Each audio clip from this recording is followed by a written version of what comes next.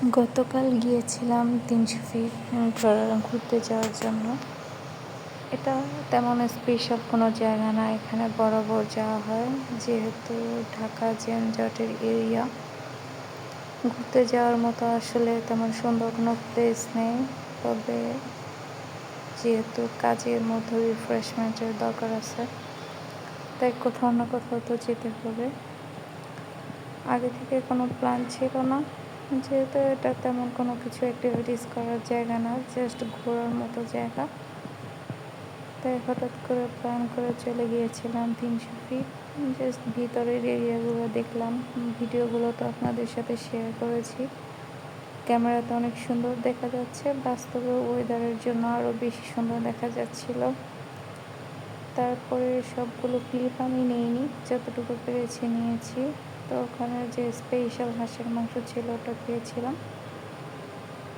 তারপরে ফেরার পথে এত সুন্দর ওয়েদার, মানে দেখার মতো, জাস্ট পরের দিনের ক্লিপ ছিল এটা। বের হয়েছিলাম আমার একটা কাজের জন্য, তারপরে লাঞ্চ করিনি, তাই কেএফসিতে বসে একটু খেয়ে নিলাম। আসলে আমি সকালে ঘুম থেকে লেট করে উঠেছিলাম, তখন ওর চিয়া সিডস এরকম নর্মাল খেয়েছিলাম। তারপর ভেবে নিয়েছিলাম যে আসলে তাড়াহুড়ো যেহেতু আছে, রান্না করার সময় পাবো না, তাই একেবারে না খেয়ে বের হয়ে গেছিলাম। বাইরে থেকে একটু খেয়ে দিয়ে তারপরে শপিং মলের উদ্দেশ্যে চলে গেলাম। দুঃখের বিষয় হচ্ছে, যা দরকার ছিল সেটা পাইনি। তার পরবর্তীতে কাপাতে বসেছিলাম, আমার ফ্রেন্ড আসছিল ওর সাথে।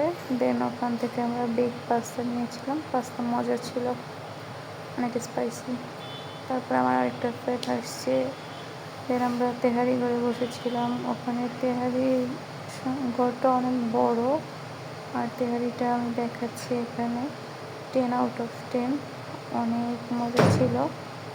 আমি আমার লাইফে যতগুলো তেহারি খেয়েছি তার ভিতরে যতগুলো ভালো মানে তেহারি, তার ভিতরে এটাও একটা ভালো, মানে খুব সুন্দর ছিল আর কি তেহারিটা। আলুগুলো ছিল নতুন আলু। তারপর খাওয়া দাওয়া শেষ করে বাসায় চলে আসলাম।